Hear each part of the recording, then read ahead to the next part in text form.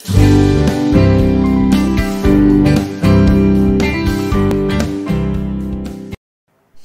selamat siang. Perkenalkan, saya Natasha Wurangian. Saya berdomisili di Bali. Siang hari ini saya ingin menyampaikan sebuah renungan singkat yang saya ambil dari Galatia 5 ayat 22 sampai 23. Firman Tuhan berbunyi sebagai berikut. Tetapi buah roh ialah kesabaran, kemurahan, kebaikan, kesetiaan, kelemah lembutan, penguasaan diri. Tidak ada hukum yang menentang hal-hal itu. Amin. Puji Tuhan, dua ayat ini berbicara mengenai buah-buah roh. Seperti di perikop sebelumnya, di perikop di atasnya dikatakan hidup menurut daging atau menurut roh. Buah-buah roh adalah buah-buah yang Tuhan sangat ingin muncul dalam kehidupan kita sebagai anak-anak Tuhan, khususnya akhir ini, di hari-hari yang penuh dengan banyak kesulitan dan masalah yang terjadi. Mengapa? Karena pandemi yang berjalan sejak 2020 terus menyerang banyak keluarga Kristen. Tetapi tetap Tuhan rindukan roh muncul dalam kehidupan setiap kita. Siang ini saya khusus membahas tentang penguasaan diri. Mengapa tentang penguasaan diri? Karena sebagai anak Tuhan seringkali kita mengabaikan tentang penguasaan diri. Kita udah ada kasih, kita udah ada sukacita, kita udah ada damai sejahtera, sudah cukup. Padahal penguasaan diri adalah bagian dari buah roh. Contoh dari penguasaan diri bisa kita temui dalam kehidupan kita sehari-hari. Seperti kita mampu bertahan atau tidak sembarangan belanja. Ini seringkali terjadi di kaum wanita. Saya tahu seperti itu. Kita sering kayak gelap mata ya, dalam arti kita belanja seperti yang mau kita ambil. Padahal bukan itu yang Tuhan. Kita menguasai diri dalam segala hal. Mengapa? Karena iblis seringkali mengambil kesempatan tidak mampu menguasai diri. Hal lain juga terjadi ketika kita menghadapi satu masalah atau ketika kita sedang dibicarakan orang, cenderung kita punya keinginan balas. Apalagi kita tahu hal-hal itu tidak benar atau tidak kita lakukan. Tetapi bukan itu yang Tuhan mau. Tuhan ingin kita mampu menguasai diri kita. Biarkan kebenaran itu Tuhan yang memunculkan. Penguasaan diri sangat bagi kita karena iblis seringkali, banyak kali mengambil kesempatan ketika kita lengah atau tidak mampu menguasai diri kita. Banyak rumah tangga pun hancur ketika suami tidak sabar terhadap istri, istri terhadap suami, orang tua terhadap anak, anak terhadap orang tua. Itulah yang terjadi karena tidak adanya penguasaan diri. Saudara sekalian, biarlah kita sebagai anak-anak Tuhan mau hidup semakin baik, semakin benar, semakin di hadapannya. Salah satunya adalah kita mampu menguasai diri. Caranya bagaimana? Biarlah roh terus kita undang, terus kita panggil bertahta dalam hati kita. Saya percaya, saya yakin Roh Kudus yang bertahta dalam hati kita, maka kita mampu melewati semua masalah dengan baik dan kita tidak mudah jatuh atau lengah oleh karena jebakan dari si jahat. Demikianlah renungan yang bisa saya sampaikan siang hari ini. Kiranya menjadi berkat, menjadi kekuatan bagi kita semua. Amin.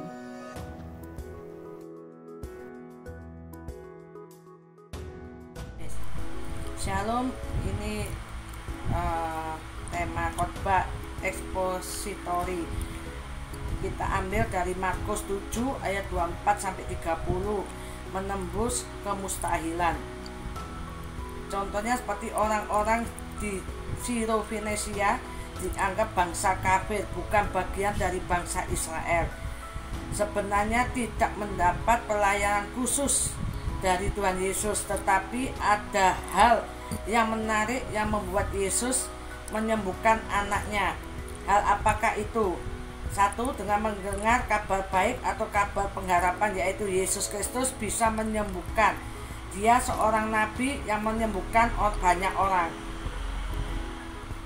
Ketika perempuan ini mendengar tentang Yesus, muncullah harapan akan kesembuhan anaknya yang ia dengar dan tahu bahwa Yesus menyembuhkan banyak orang di Israel. Terdapat di dalam Matius 15 ayat 30. Kabar inilah yang membuat perempuan ini memiliki pengharapan untuk kesembuhan anaknya. Yang kedua, poin yang kedua, tidak menyerah. Sekalipun Yesus menolak untuk melayani perempuan ini, tetapi perempuan Sirofenesia terus berjuang, dan Yesus melihat yang kuat dan akan kegigihan dalam diri perempuan Sirofenesia ini, seperti anjing dalam bahasa Yunani yang dimaksud Kenion kunarion, anjing kecil, anjing peliharaan. Tuhan Yesus sangat suka dengan kegigihan perempuan ini dan membuat hati Tuhan Yesus tidak tahan dan untuk segera memberikan belas kasihan kepada perempuan Sirofenesia yang memiliki iman yang teguh. 3 ayat 28-30 memiliki iman yang teguh. Perempuan Sirofenesia berjuang untuk dapatkan kesembuhan anaknya. Pada olehnya terjadi karena ia tidak putus asa. Ketika Tuhan Yesus tidak menghiraukan ia tetap berjuang terus, menegakkan hatinya dan meminta kesembuhan untuk anaknya. Aplikasi dalam hidup ini sehari-hari itu yang kita alami atau yang kita mengalami suatu mujizat dari Tuhan, yaitu mendengar tentang firman Tuhan. Terdapat dari Roma 10 ayat 17. 2. Kita tidak boleh menyerah. Terdapat pada Kolose 4 ayat 2. 3. Iman yang teguh terdapat dalam Kolose 2 ayat 7. Sekian. Maukah saudara dalam menjalani hidup ini menilainya dengan hikmat Allah yang dipimpin oleh Roh Kudus, yang mengubah pikiran saudara menjadi pikiran Kristus dan tidak lagi dipimpin oleh pengertian saudara sendiri dan hikmat yang berasal dari dunia. Mari kita memiliki hikmat Tuhan, yaitu hikmat Tritunggal Allah, Allah Bapa, Roh Kudus, dan pikiran Kristus sendiri. Semoga firman-Nya diberkati. Amin.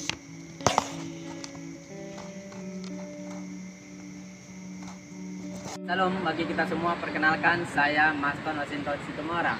Saya ada di lokasi perbatasan Toba dengan Azan di tempat ini. Bapak Ibu Saudara terkasih dalam nama Tuhan, saya saat ini menyampaikan renungan singkat dengan tema kuasa doa. Kita belajar dari kitab 2 Raja-Raja di pasal 6 ayat 8 sampai 23. Di sana kita tertarik dengan doa si Elisa. Mengapa saya tertarik dengan doa Elisa? Karena doa Elisa di sana mampu mengetahui jalan yang belum kita ketahui saat ini. Itu yang tertulis di ayat 9 dan 10 kitab Raja-Raja tersebut. Bapak Ibu Saudara terkasih dalam nama Tuhan. Yang kedua, karena doa membuat kita tetap tenang di saat kesusahan menerpa. Bapak Ibu Saudara terkasih, bacalah di ayat 15 dan di ayat 16. Di sana diajarkan kepada kita kuasa doa dari pengalaman si Elisa. Bapak Ibu Saudara terkasih, dan kita Injil juga mengatakan jangan takut. Matius pasal 14 dikatakan jangan takut. Maka diajarkan tetaplah kita berdoa kepada Tuhan, maka semua akan diselesaikan oleh Tuhan.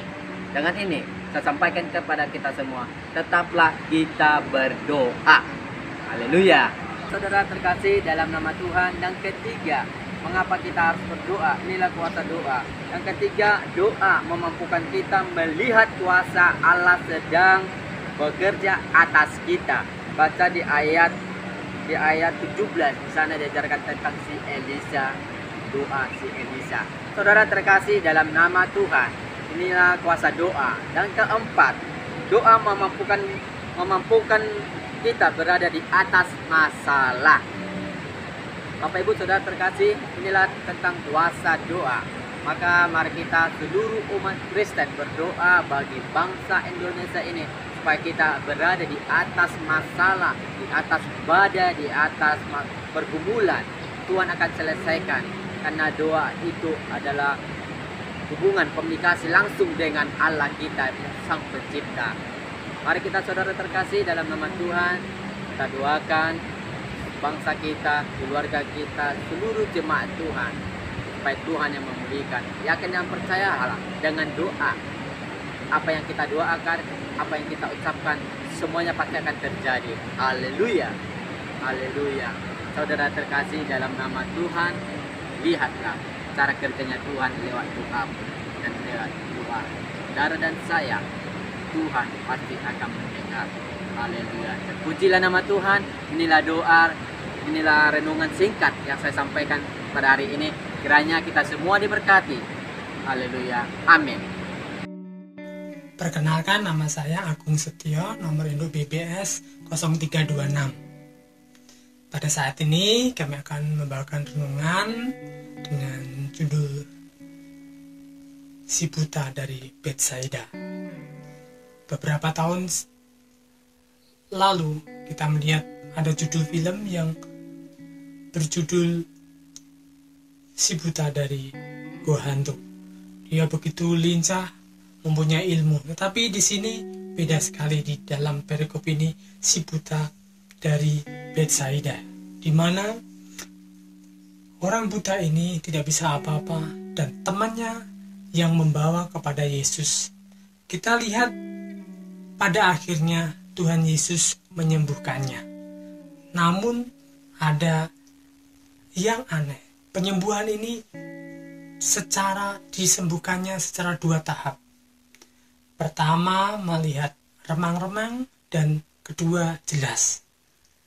Dan tidak hanya itu, Tuhan Yesus juga memiliki sarana di dalam penyembuhannya. Mengolesin matanya dengan ludahnya. Ini penyembuhan yang tidak biasa. Namun kita lihat bahwa